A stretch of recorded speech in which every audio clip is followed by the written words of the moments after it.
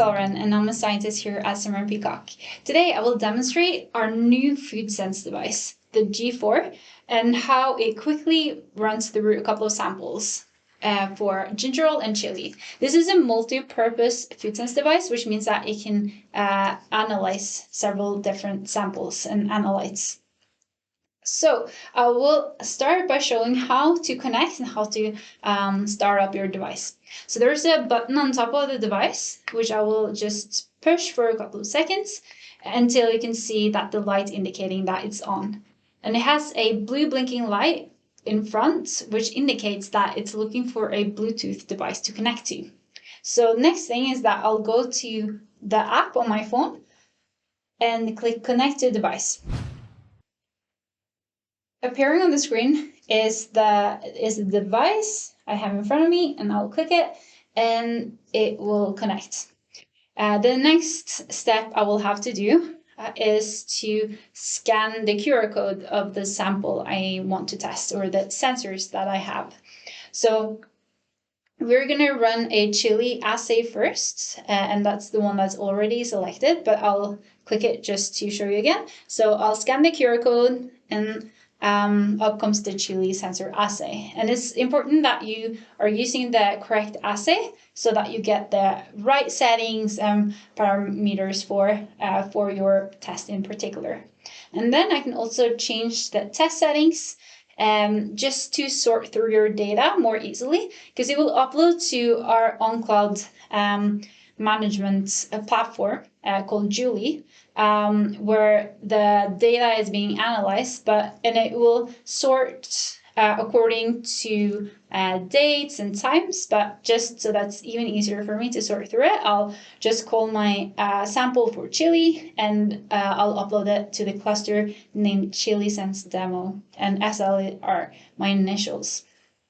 So now I'll go to Assay, and I'll select my dilution factor. So now I need to prepare my samples. So as I said, I have two samples that I want to test today. One chili sample and one ginger shot sample. So I will start by just putting some Tabasco. I'll shake it first, just so that we have as much of an homogeneous solution as possible. And then I will just add some into a vial like that, just so that it's easier for me to get into it with a pipette. So just like that. And Tabasco and the ginger shot sample that we will be working with today are not as pungent as some other samples we do have. So we will only be using a 1:10 mixture ratio. So what I will do is I'll add 900 microliters of the chili buffer into a vial. So a 1:10 mixture ratio means 9 parts of buffer, 1 part of the sample itself. So that was for chili, and then I will do 900 microliters of the ginger buffer. Just like that.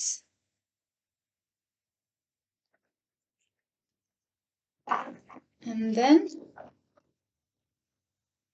I will add 100 microliter of Tabasco into the chili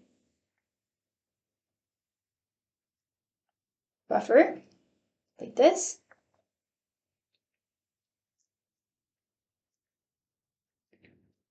And then I will add 100 microliter of the ginger shots into the other vial.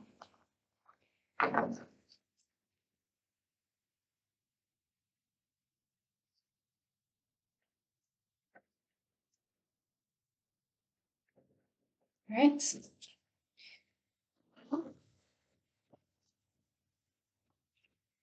I'll put the lids on. And so sample preparation is a very crucial step of your tests. So it's what takes time, and these are fairly homogeneous samples in themselves, so it's fairly quick to make homogeneous samples.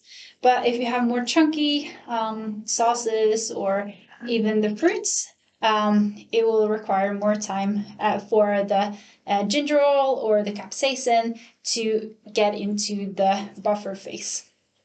So now I have a ginger sample and a chili sample ready. So what I will do now is I will follow the instructions on the screen, and I have already chosen a dilution factor of 10, and then I will place and lock the cartridge in the device, and mixing the samples well, and I will apply sample to sensor. So I will apply 50 microliters, as that is a volume which is sufficient for covering all the electrodes of the sensor.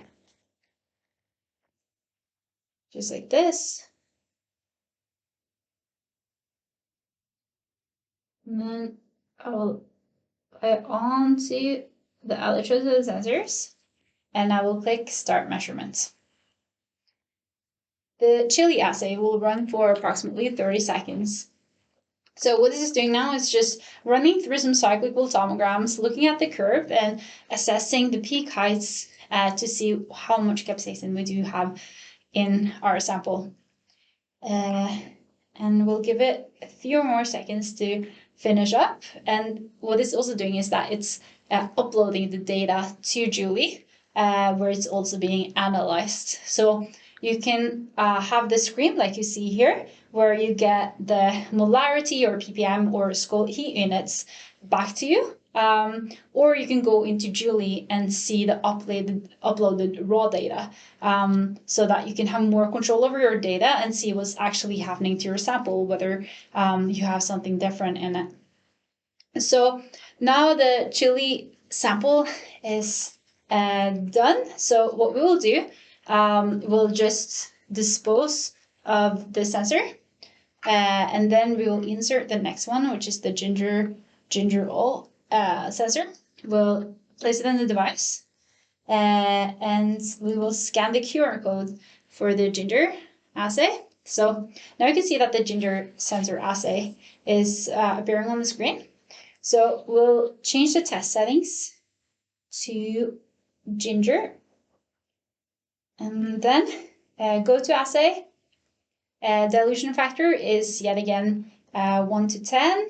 So we'll insert sensor, apply sample to sensor, and we will use 50 microliter to cover the electrodes again, just like that. And then we will start measurements. And this time it's running different parameters different to the capsaicin one, because we're looking at different potential ranges and so forth. So that's why it's different. That's why it's important to differentiate between the different assays you're looking at and also the sensors themselves. So you can now see that it's the results are coming back to you in molarity and milligram per liter, which is more relevant for gingerol, not skull heat units, which we saw for capsaicin. It also says upload complete, which means that this data has also been uploaded to Julie. And I will now take you to Julie just so that you can see the raw data for yourself. So I'm now inside the cluster in which I will find the data, and I'll just click refresh so that it'll find the data. And here they appear. So first was the chili sample, and as you can see, it also states the time and date in which we did this sample. So you can see the first cyclical tomogram, and then the second one, and also what it's looking at and how it's assessing the peaks. And you can see the same for gingerol.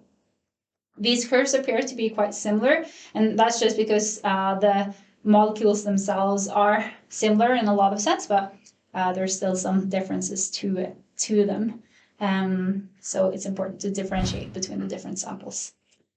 So thank you for watching this video. I hope you find it interesting. And if you have any inquiries whatsoever about the food sense device or our technology, don't hesitate to reach out to us at Simmer Peacock.